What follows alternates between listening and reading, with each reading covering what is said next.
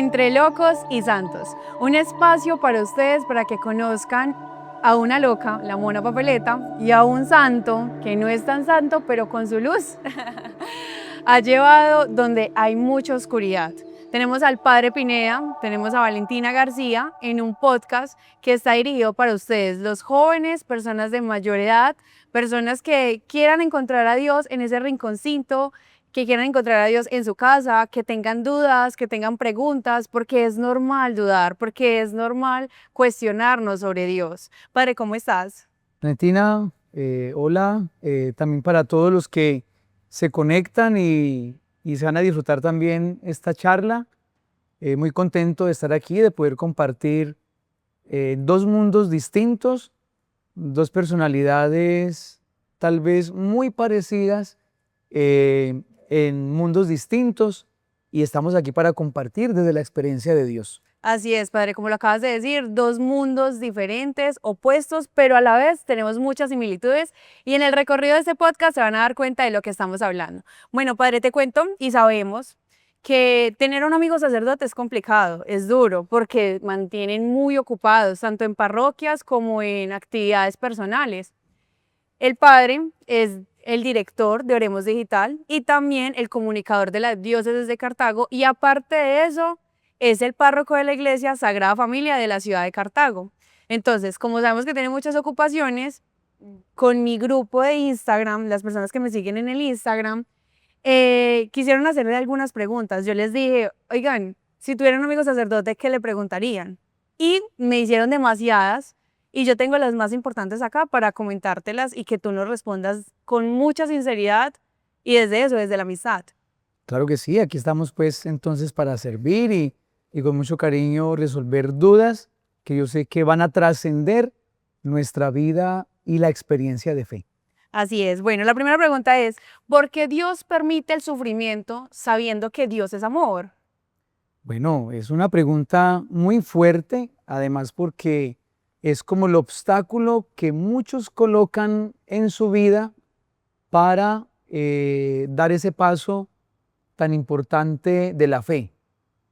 La fe es como cuando uno va en el avión, le abren la puerta y decide tirarse al vacío. Difícil, yo no haría eso nunca.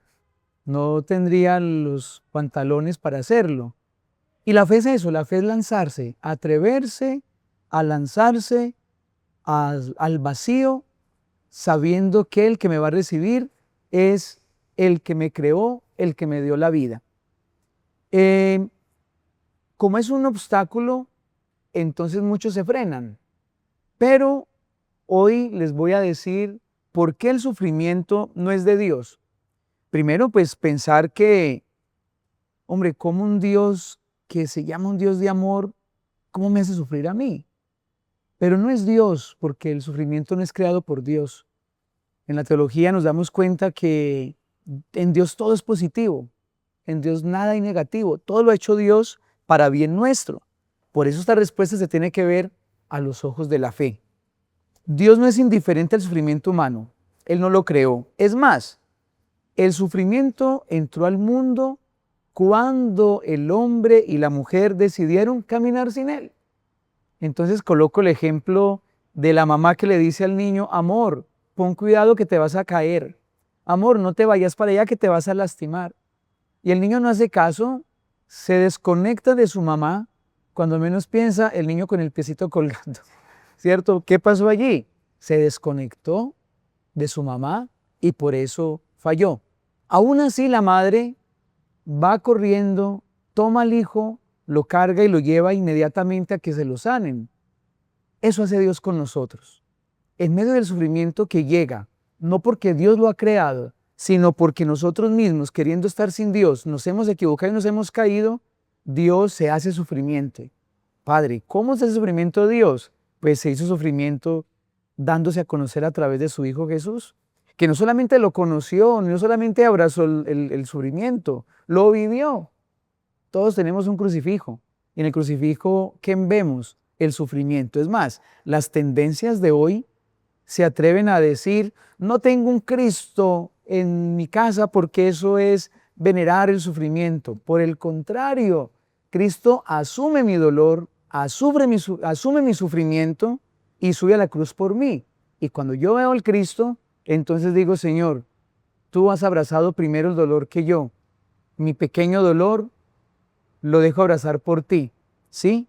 Entonces Él me redimió en la cruz a través del mismo sufrimiento.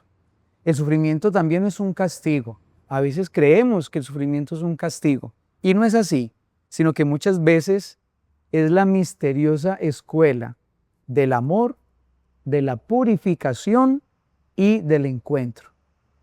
¿Cómo ver el sufrimiento como una escuela? ¿Sí? ¿Lo has llegado a vivir de pronto? Total, padre.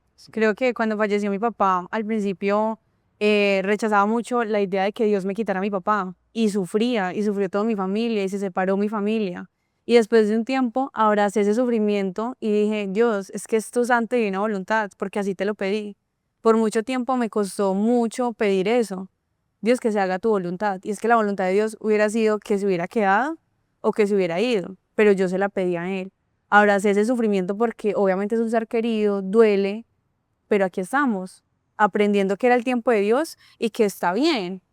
Y ahí es donde lo que acabas de decir, abrazar el sufrimiento, y ya no es sufrimiento, sino es amor, es comprensión, es la misericordia de Dios. Tengo entendido, pues porque somos cercanos, que el papá sigue vivo en sus corazones, en las mentes de todos, a través de una carnita asada, de un paseo, de una misa, de una fecha importante, un aniversario, un cumpleaños.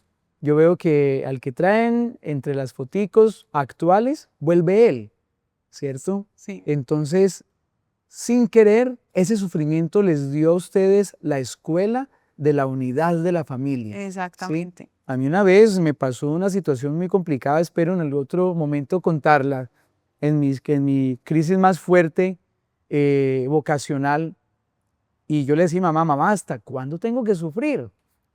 Y entonces mamá me decía, mi hijo, es que Dios lo ama mucho. Y entonces yo le decía a mamá que no me ame, que no me vuelva a mirar. Que no me ame más. Sí, después me di cuenta con el tiempo que esa fue la escuela que me fortaleció más como hombre, como cristiano y como lo que soy ahora. Donde yo no hubiera vivido esa experiencia, esa escuela de la perseverancia, del silencio, de la obediencia, de la tranquilidad, de la paciencia, yo no estuviera aquí hoy. ¿Sí? Padre, o sea que básicamente es aprender a ver el sufrimiento desde el amor, y que lo podemos ver en muchas personas que a ustedes no les ha pasado, de que ven mujeres que les ha pasado de todo. Lo teníamos hace poco acá con un conferencista que contaba todo lo malo que le había pasado en la vida, y tú lo veías y tenía el rostro de Dios, tú lo veías y estaba sonriendo. ¿Por qué? Si a esa persona le ha pasado tantas cosas, porque sigue feliz.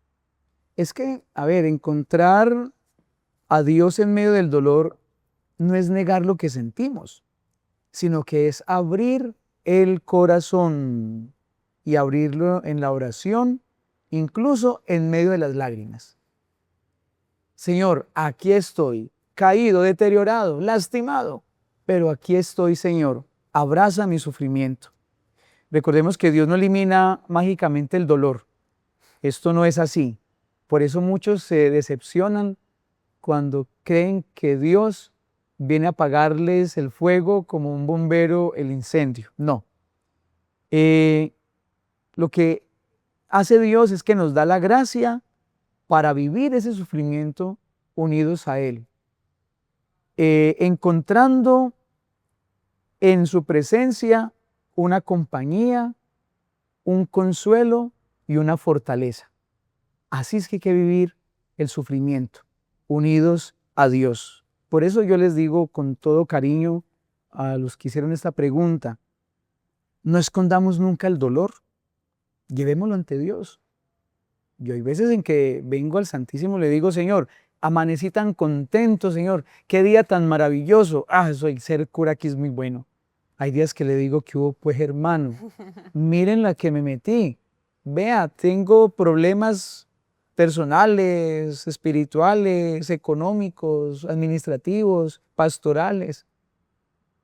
Y y se me va el día con tranquilidad porque sé que en él encuentro esa fortaleza, esa firmeza donde yo sé que me prendo y no me va a pasar nada malo. Padre, digamos, una vez escuchaba a una persona cercana diciendo como, es que yo no me acerco a Dios porque Dios le pone a las personas que están cerquita de Él pruebas difíciles. Entonces, no, yo no quiero en este momento tener pruebas difíciles en mi vida, entonces, pero yo no me acerco a Dios. ¿Tú qué piensas de eso? Es una locura, es como el que dice yo no me caso porque todo el que se casa se le desbarata el amor.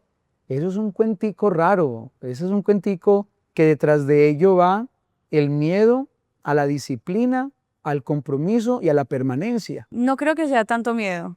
Yo pienso que si es verdad lo que dicen las personas, cuando dos personas se casan, se entregan a Dios, está el demonio tentando. Sí, Y ahí es donde tú llegas y dices, hay disciplina, hay fidelidad, pero para mí las personas que llegan acá a la iglesia es donde más tentaciones se encuentran. Ya está en cada uno si cae o no cae. lo que pasa es que, a ver, nosotros los seres humanos, cuando tenemos a Dios, es como cuando un árbol tiene mucho fruto. Allí hay un jardín, en el jardín tengo dos árboles, hay uno que tiene limones y hay otro que las arrieras se lo llevaron. Eh, Ellas ya no quieren el que ya no tiene nada, no tiene hojas, está chamisito. ¿Ellos cuál miran? Están mirando el que tiene las hojitas, el que tiene los frutos. Satanás siempre va a mirar a la persona que tiene más frutos, ya sea la que ataca. Ya estos me los llevo con seguridad. Estos yo no hice mucho para llevármelos. Ya esos son míos. Tengo que ir detrás de aquellos que no quieren. Entonces por eso tengo que picarle la desconfianza al que confía. Tengo que picarle el enojo al que ama. Tengo que picarle la rabia al tranquilo. ¿Sí? Entonces no es que Dios ponga pruebas. Es porque yo me hago más valioso con Dios y ese valor pues lleva a que sea más apetecido. Si yo coloco aquí en mi mano este anillo de oro y coloco aquí uno de ahí de electroplata, detrás de cuál quieren, ¿cuál se quiere llevar el ladrón? El de oro. El de oro, el de electroplata lo deja. Así de sencillo. Eso hace el demonio con nosotros. Pero Dios, con Él, tenemos la caja fuerte para guardar ese tesoro. Así de sencillo.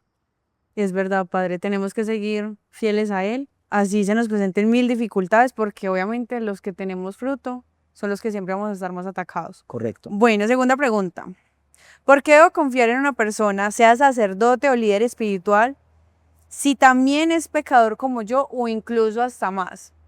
Me encanta esta pregunta, además porque me hizo poner medio rojo cuando me presentó.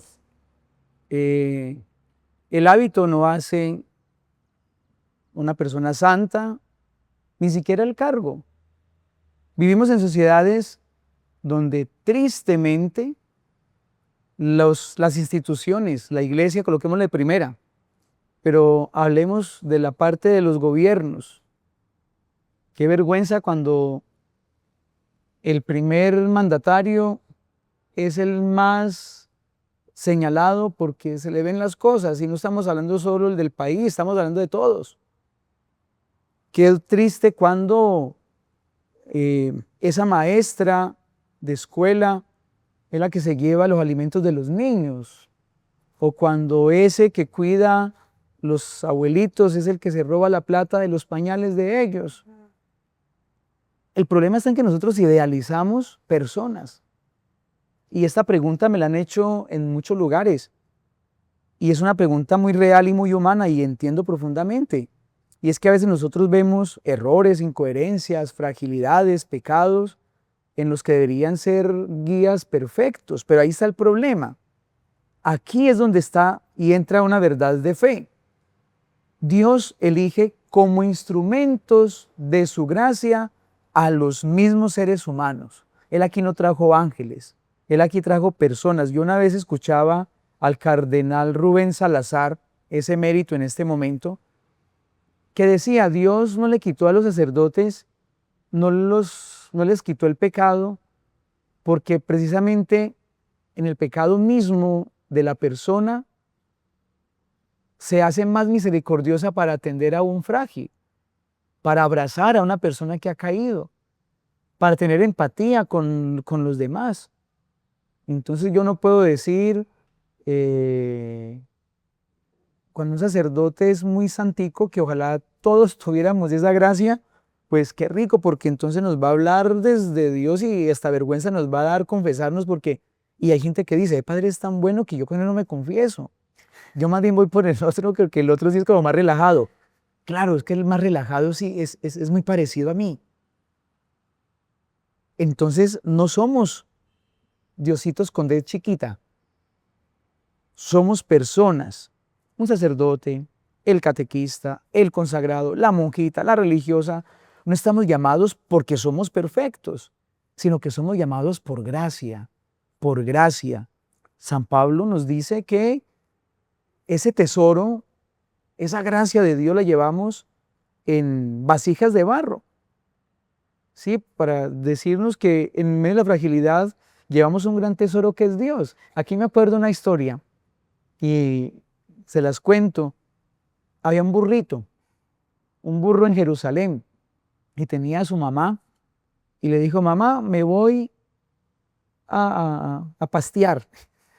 Y se fue con sus amigos, y resulta que el burro se demoró, y llegó a la casa feliz, feliz. Y la mamá, ¿qué le pasó? Mamá, soy importante. Si vieras cómo me están mirando, cómo me saludan, vea, yo pasé, y la gente tiraba ramitas, las batía, tiraban alfombras para que no me enfermara mis casquitos. Y después cuando llevé a un señor, lo dejé ahí en la puerta del templo y me dejaron suelto, no me amarraron, me soltaron para que yo fuera feliz y me fuera por todas las calles. Fui feliz, mamá, y soy importante. Me volví influencer. Entonces la mamá se reía y le dijo, hijo, no, tú llevabas a alguien muy importante. No, mamá, era yo. Yo lo único que hice fue llevar a ese señor y ya. Bueno, la mamá le dijo, mañana nos vamos a la misma hora. Al otro día llegaron al lugar donde él empezó y dijo, mamá, espérame aquí y vas a ver. La primera puerta le tiran agua. En la otra, quite este burro que se va a hacer aquí el cuerpo. Otro le tiró un perro, otro le pegó un latigazo. Pues, ¿qué pasó? El burrito salió triste, llorando, destrozado, porque no lo amaban. Y él le dijo, mamá, ¿pero qué pasa? Si a mí ayer me amaban. Y dijo la mamá, hijo, tú ayer eras importante porque llevabas a tus espaldas al Mesías, a Jesús. Hoy, como no lo tienes, eres simplemente un burro. Un sacerdote, mis hermanos, es valioso, es bueno. Un sacerdote es un consagrado cuando lleva a Jesús en sus espaldas. El Padre Carlos, ¿por qué mis medios digitales, por qué mis redes no se llaman Padre Carlos? ¿Sabe por qué? ¿Por qué? Porque no me lo merezco. Se llama Oremos Digital, porque era la posibilidad de entrar en oración a través de los medios digitales. No se llama Carlos Pineda, porque no quiero vender una empresa con mi nombre, porque estaría vendiendo la empresa del burro. ¿Sí? Así es. Y yo creo que es el problema de la mayoría de católicos, padre, que empiezan a seguir un líder espiritual, un sacerdote, y no siguen al que realmente es, que es Jesús. Entonces, el sacerdote hizo algo malo, el sacerdote dejó de ser sacerdote, se equivocó, juzgó a alguien, y no entienden que ellos son seres humanos, personas normales, como acabas de decir tú, de barro, igual que todos nosotros, que cometen errores, y entonces para la gente, ellos no se pueden equivocar, ellos son santos. Claro, y bueno, empecemos con el primer papa de la iglesia, San Pedro. ¿Quién era San Pedro? Entonces, ¿cómo es que dice? Hablamos, no juzgamos. San Pedro lo negó 3 veces. Le cortó la oreja a un soldado. No quería que Jesús pasara por la cruz. Era un envidioso cuando le dijo, Señor, ¿y Juan qué hacemos con este? ¿Que siga o que se vaya? O sea, Pedrito tenía todas las chapas terribles de este mundo, de una persona defectuosa. Aún así, Jesús lo mira con misericordia, con amor, y lo hace el primer papa. Por eso se los digo con todo cariño. Confiar no es idealizar. Y cuando uno idealiza, cuando tú idealizas a tu novio, por Dios, te quedaste esperando, te quedó cortico, Ajá. ¿sí? Cuando tú idealizas a un hijo, cuando tú idealizas al cura de la parroquia, pues hace días hablábamos de una señora enojada con tal padre, ¿por qué lo idealizaron? Es que es tan bueno que él no se puede equivocar. No, todos nos equivocamos, todos nos equivocamos. Recordemos entonces que Dios actúa a través de la fragilidad. Y la iglesia misma nos enseña que el ministerio no depende de la santidad de la persona, sino de la fidelidad que se tiene a Cristo. Digamos, padre, hace poquito comentabas en una homilía de que un padre, un sacerdote, fue ayer, un padre se suicidó en Italia, antes de la Eucaristía. ¿Tú qué piensas? O sea, yo pienso de que son personas, como decía ahorita, frágiles, que dudan, que a veces flagea su fe. Como tú ahorita lo decías, has tenido 3 crisis en la vida. Claro. Y el hermanito tuyo no pudo con esta última. ¿Qué piensas con respecto a eso? Muy importante, y ese es un tema pues extenso, pero se lo voy a resumir en lo siguiente. Mm, la gente de pronto por la época, nos veían como muy lejos. El Papa Francisco, que yo creo que eso vamos a hablar al final, nos hablaba que los sacerdotes debemos oler a oveja. Acérquense, padrecitos. Y ese acercamiento es muy importante porque ustedes descubren quiénes somos. En el caso de nuestra amistad, Valentina, ves un sacerdote en un altar, bien revestido, porque modestia aparte yo me revisto bien. Pero ese sacerdote fue tu amigo, es tu amigo. Entonces te das cuenta que el sacerdote echa chistes, que el sacerdote es cansón, que le encanta el cafecito, El vino, el que se ríe la gente, que hace memes por las redes, que he cometido también imprudencias hablando y bobeando y comentando lo que no debo comentar, porque soy de carne y hueso, de carne y hueso. Pero también llegan cosas más importantes, y es que no ha sido, y esto lo digo con mucho amor y con mucho cariño, tú eres de las que yo sin esperarlo, en la casa, padre, le dejaron algo. Valentina me deja una torta, Valentina me deja un pan, Valentina me deja un sobre, Valentina me saluda, Valentina me dice cosas lindas, Valentina sube, comparte un estado.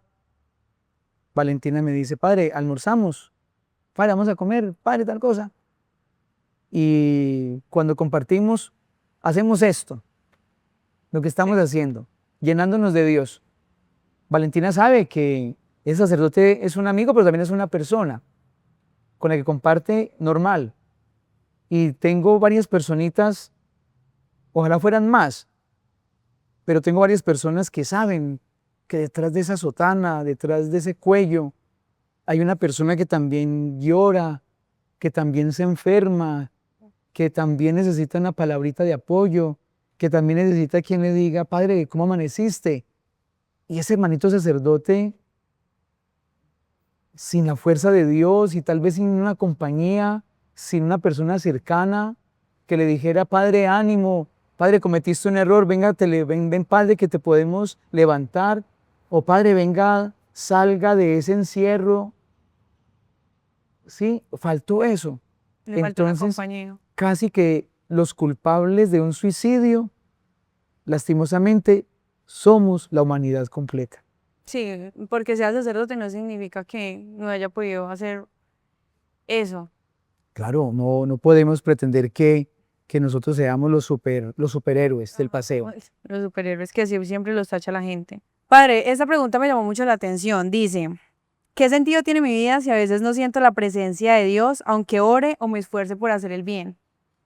Qué importante pregunta, porque eso me hace acordar a esa anécdota de cuando era niño y estaba enfermo. Pues lo primero que uno pierde, y especialmente de niño, cuando está enfermo, es el apetito.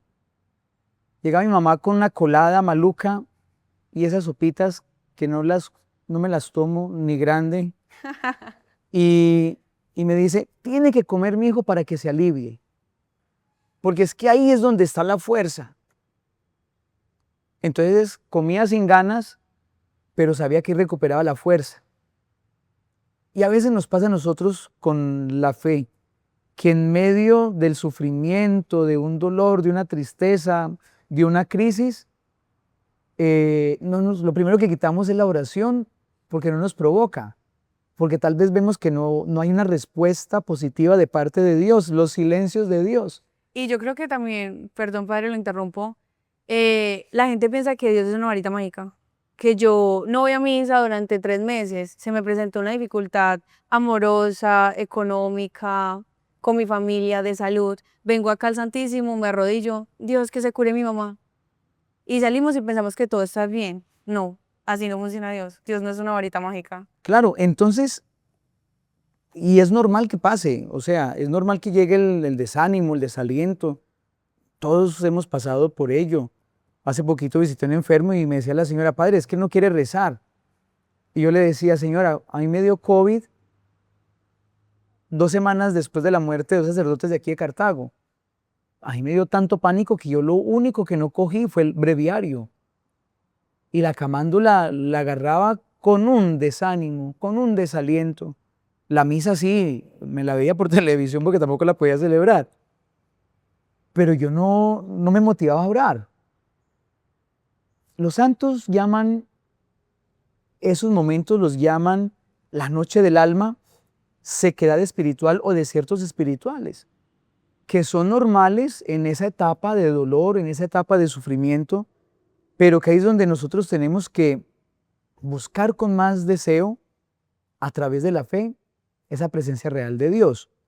Primero es importante entender que la fe no siempre se experimenta ni con emociones ni con consuelos presenciales. A veces Dios se esconde. Y Dios se esconde no para alejarnos de Él, ni mucho menos, sino que lo hace para purificarnos. Como una madre que da un paso atrás para que el niño dé sus primeros pasos solo, ¿sí? Si la mamá se queda pegada del niño, es que no, se me va a caer, va a tener un enclenque toda la vida. Toda la vida va a estar detrás de él viendo si camina o no. Correcto, pero si la mamá se va alejando, mientras que va dando pasitos, el niño camina solo. Y lo que pareciera la indiferencia de la madre se convierte en una fuerza que ella da en que tú eres capaz de caminar, que lo va a llevar al camino. ¿Sí? En esos momentos entonces Dios nos está enseñando a amarlo, no por lo que sentimos, sino por lo que realmente significa Él para nosotros. Sí, Santa Teresa de Jesús decía, no está la cosa en pensar mucho, sino en amar mucho.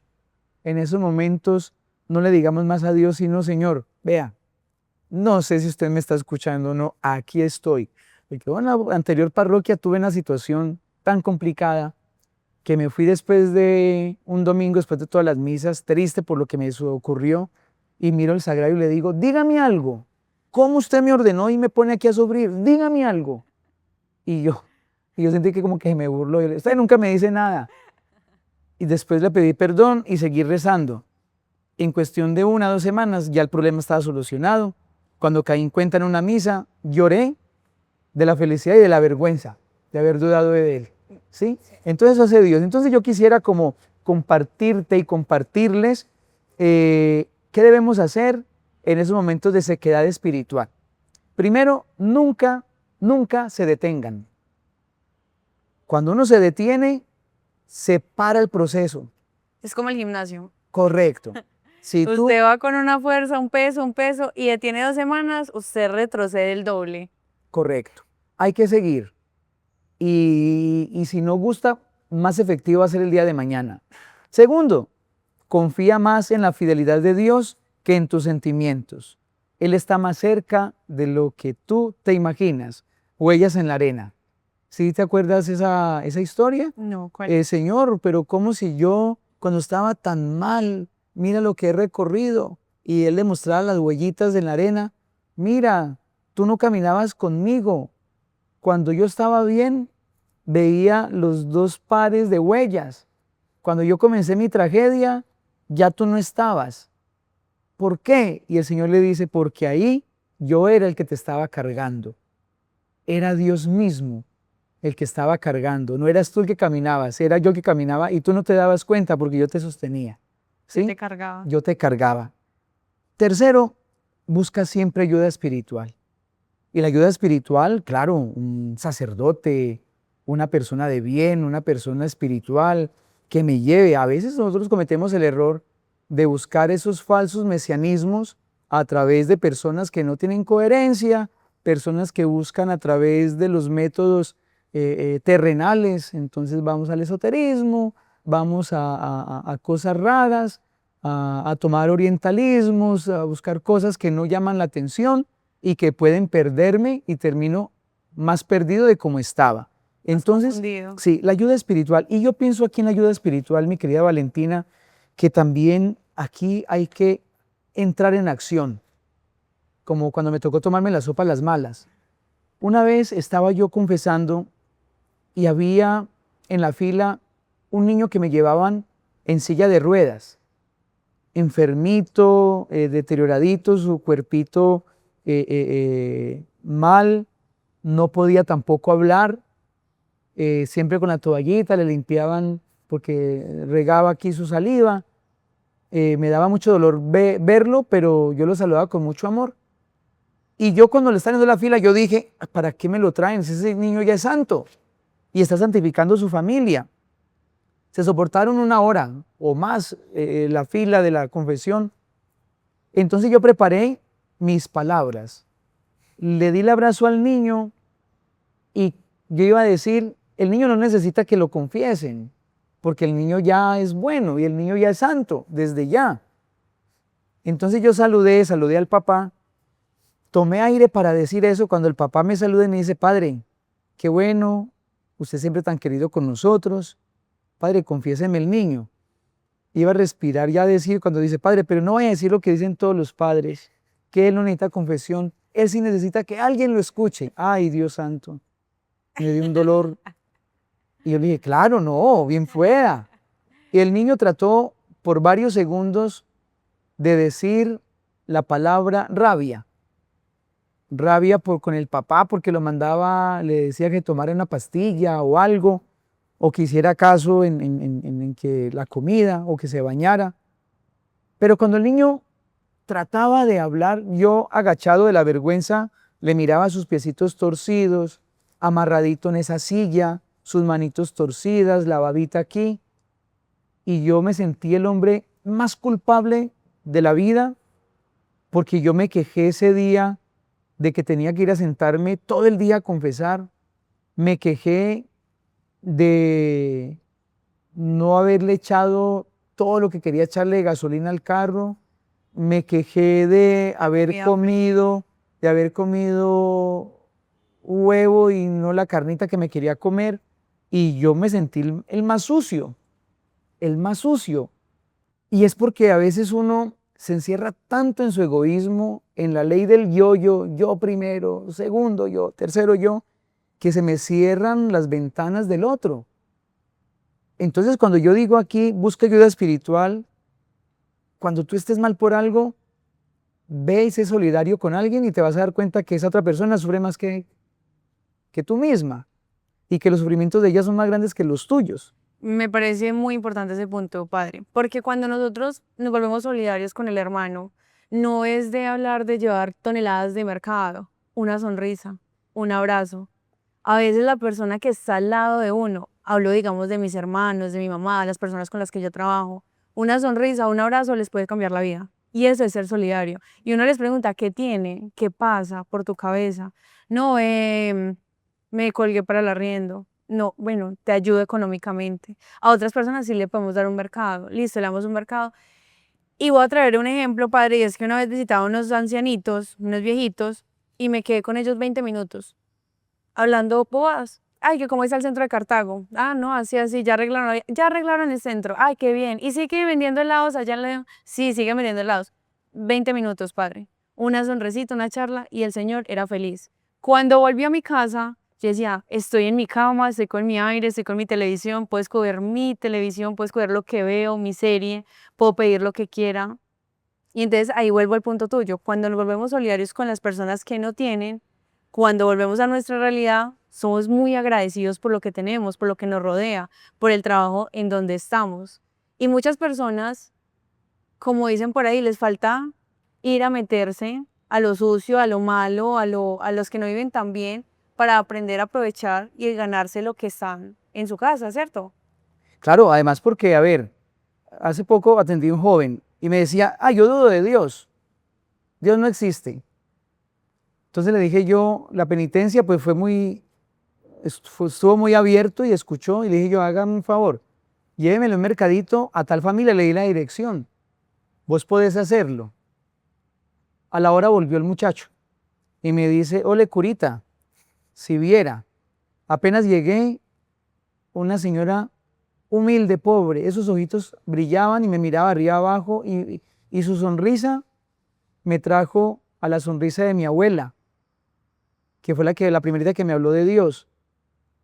Y cuando le entregué el mercadito me dice, hijo, yo sí sabía que tú eras un angelito enviado por Dios, que el Señor te bendiga y nunca te falte el pan en la vida. Padre, me destrocé tanto que yo sí tengo a Dios en mi vida y no me había dado cuenta. Y gracias a que usted me mandó, donde personas buenas, que ellas identificaran que yo sí tenía a Dios. Adiós. Eso es maravilloso. Dios actúa de maneras misteriosas, Sí, ¿cierto? es maravilloso. Y a veces tenemos a Dios actuando en nosotros cada momento que ni nos damos cuenta. Somos instrumentos de Él y no nos damos cuenta. Aquí hay un cuarto punto para la sequedad espiritual y es que recuerda los momentos de luz. Como San Ignacio de Loyola nos decía, en la desolación nunca hay que hacer mudanza. En palabras nuestras, nunca hay que tomar decisiones en caliente. Eso es que hay que esperar, hay que esperar. Yo soy feliz, a mí me enseñó mucho un sacerdote, que fui vicario de él un buen tiempo, y yo le decía, padre, hay que hacer esto. Ahorita hablamos. Ese ahorita pasaba un mes y era con esa rabia, pero a los 2 meses me daba cuenta por qué había dicho eso. Entonces yo también digo, hay que esperar que Dios actúe. San Juan de la Cruz decía que el alma que camina en la oscuridad, pero sigue avanzando con humildad, llegará a una unión más alta con Dios. Así que en esos momentos de sequedad espiritual no le tengamos miedo, porque muy seguramente de esa crisis va a salir algo más grande, algo más grande. Entonces, esperar. Esperar. Padre, bueno, esa va un poquito en relación con esta pregunta que dice, ¿cómo sé que realmente estoy siguiendo la voluntad de Dios y no mis propias emociones? ¿Y por qué digo que está en conjunto? Porque, ¿cómo sé si Dios me está diciendo, espere en silencio? ¿O Dios me está diciendo, actúe? ¿O si son mis propias decisiones el querer actuar? Tengo una charla al respecto de ello, larga también, pero la voy a resumir en 1 minuto. La gente se pregunta, bueno, ¿lo que estoy haciendo de verdad a Dios le agrada? Hay gente que dice, de un momento a otro, tenía su trabajo, tenía su empresa, tenía sus casas, tenía todo acá, tenía su familia trabajando, estudiando. Cuando menos piensa, padre, Dios me habló, que me tengo que ir ya para España. ¿Y qué va a hacer todo? No, comencé a venderlo. Y casi que regalado porque me tengo que ir ya. Me tengo que ir. Y se desarman. Y a los 6 meses llegan enojadas, tristes, aburridas. Vea, Dios no me ayudó. Dios no va a poner a una persona a loquear en la vida. Entonces, a esto viene entonces la respuesta. Y es que yo tengo que ver, bueno, lo que yo estoy haciendo, ¿eso le gusta a Dios? Porque no es lo que me parece a mí bonito. Es lo que realmente me interesa y lo que me levanta, lo que me dignifica. Eso realmente sí está dando frutos. Gente que dice, no, espérese que en 1 año eso funciona. Pasó el año, no, otro añito que eso funciona. En el Evangelio dice, si esto en 1 año no da frutos, córtala y quémela. O sea, hay que empezar de nuevo. Entonces uno sí tiene que ser como muy inteligente. Yo lo llamo sentido común. Y el sentido común es decir, esto realmente no me está dando, cierro la puerta. Tengo 2 carros y eso me está quitando en vez de darme y vendo uno.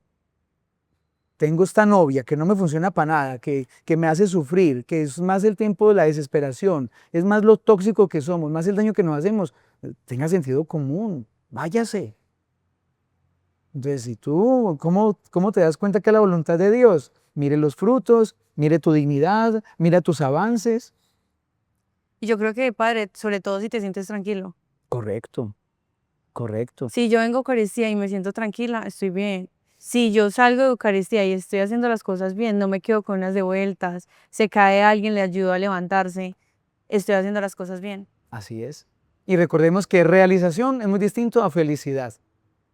La realización muchas veces nos da una felicidad terrenal, pero sí una felicidad espiritual. Yo puedo ser feliz ahorita porque tengo una botella de whisky y amigos con quien compartir, y comida y dinero, y la mujer linda.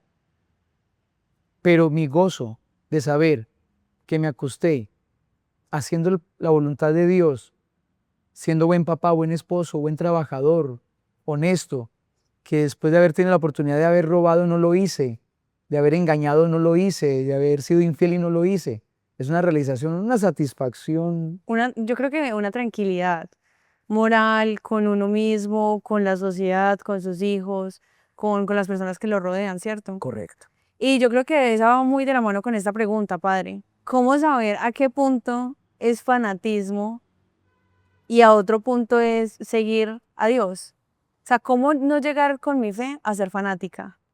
Qué importante esa pregunta porque, a ver, el mismo Pablo, San Pablo, que me digan loco, pero no por el amor como dice el cantante, que me digan loco porque yo estoy loco por Cristo, porque mi corazón, la razón es Cristo, de mi corazón es Cristo. Pero por otro lado, es cómo se enfrenta hoy un cristiano a un mundo como este para que no le digan está loco. Créeme, Valentina, que a mí me da sustico cuando yo entro a una pizzería, a un restaurante, a un supermercado con mi cuello. Me da susto, ¿Por qué? porque no faltará el que no le guste. Pero yo hice el ejercicio ahora que fui a Europa y nunca me quité mi cuello sacerdotal por el centro de Madrid, de París, que yo tenía el sustico, yo voy a mirar a ver. No, Experimento social. experimento social y no, fue genial. Antes pasó en París y también en Madrid que un cura, otra me pide la bendición y ni se diga Roma, en Roma no pude ver nada, nada bonito porque cada vez que iba a levantar la mirada a ver, padre me bendice, padre tal cosa, padre tal. Y me gustó mucho, me encantó porque precisamente pues para eso soy cura. Pero padre, yo creo que también es el respeto que le tienen a ustedes por lo estudiados, o por qué crees que pasa eso. O tenías miedo de que te señalaran o No, que llegara alguien. de que llegara el fanatismo, que me dijera un fanático o un fanático de lo contrario me atacara. Explícame eso. Eh, digamos, si viene alguien que no es de mi iglesia católica con un vestido raro, alguna cosa, yo por dentro voy a decir, está tan fanática. Ok. Es normal que pase, pero no faltará el católico que insulte a la fanática o que le diga fanático a alguien simplemente porque usa su ropa así. Ujú. Entonces yo pensaba eso. Entonces yo tenía como susto de que un fanático me atacara o que me dieran fanático a mí. Pero ahí viene entonces la respuesta. Sí, en un mundo como el nuestro es complicado llevar a Jesús y seguirlo y caminar con los principios. Y no es dejarse arrastrar por la corriente, por el contrario, hay que ser luz. El Evangelio lo dice.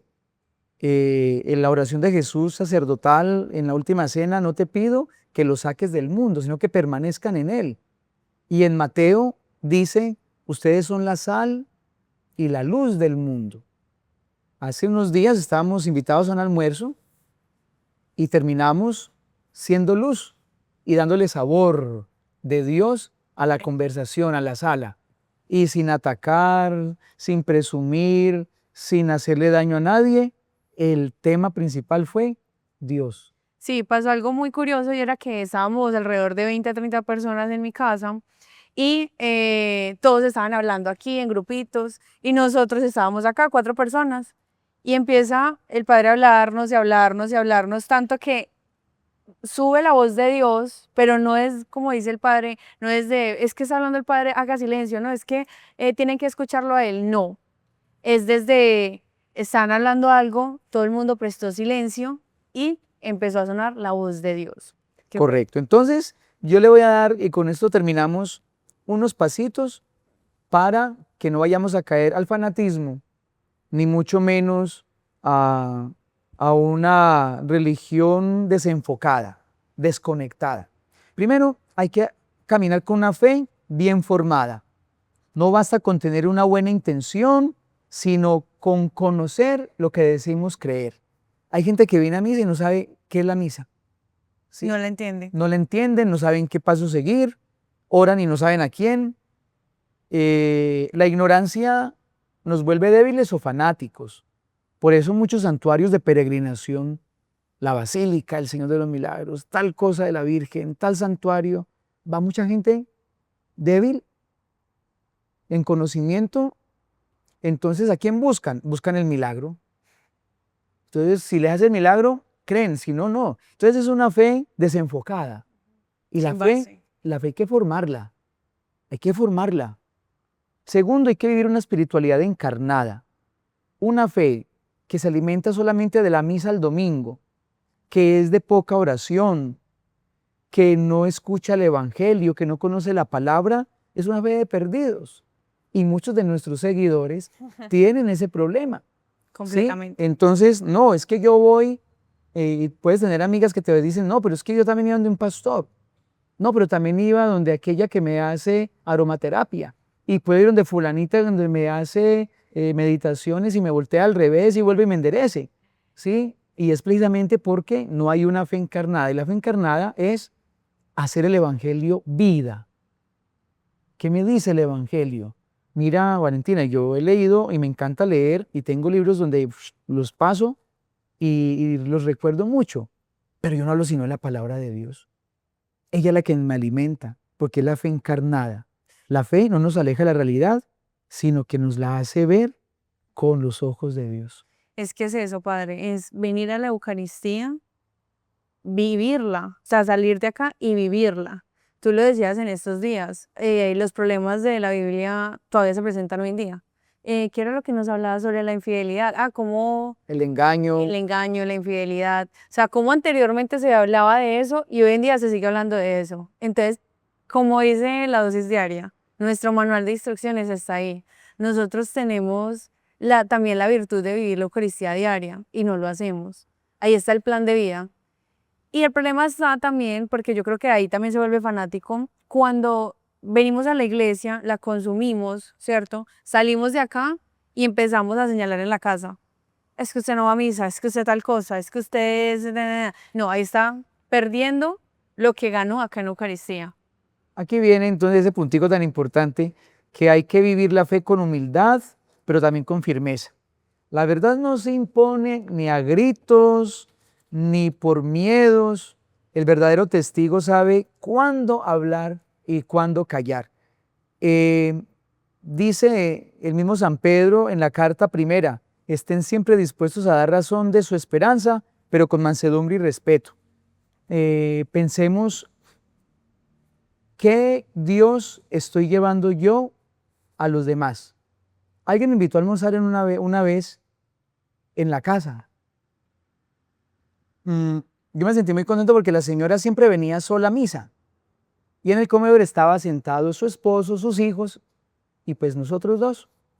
Yo, en el nombre del Padre y del Hijo y del Espíritu Santo, amén de esos alimentos, no me había sentado cuando la señora, Padre, aprovechando que usted está aquí, háblemele a estos diablos que no rezan, que no son de misa.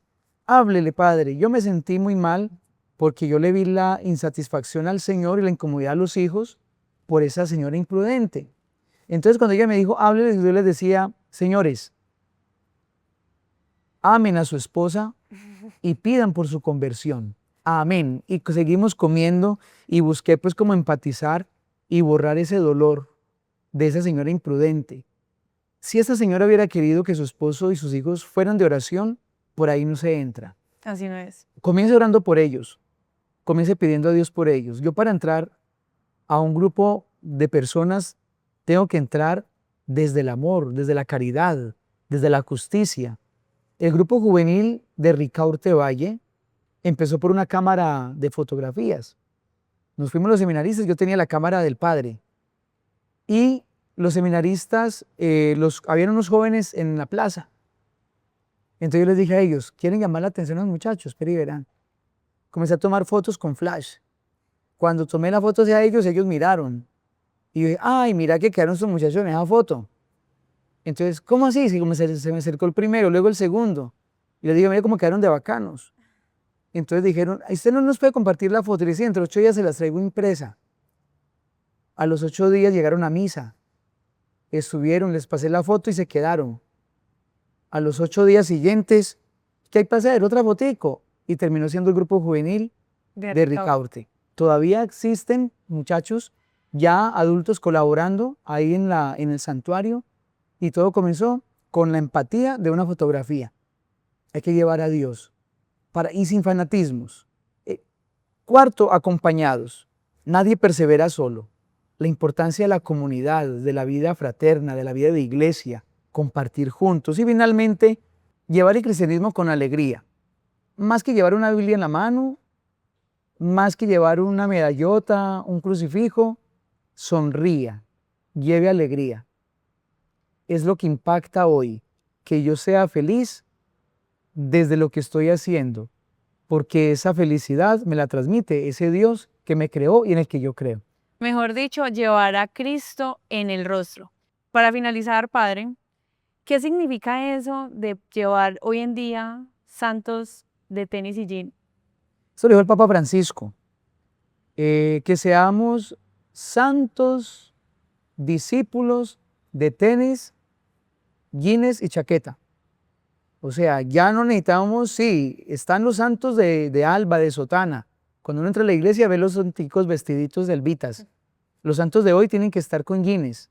Es más, un santo próximo es el Beato Carlo Acutis. Es el único santo que vas y lo visitas, ojalá vayamos el otro año, tiene tenis, Nike, jeans y chaqueta. Eso quiere decir que hoy, con tu cámara, con tu celular, con tu motocicleta, con tus pasiones, siendo músico, siendo youtuber, influencer, lo que sea, un profesor, una mamá, un papá, puede ser santo desde lo que es. No necesitamos encerrarnos en un cuerpo antiguo para llegar a encontrarnos con la presencia de Dios, siendo buenos.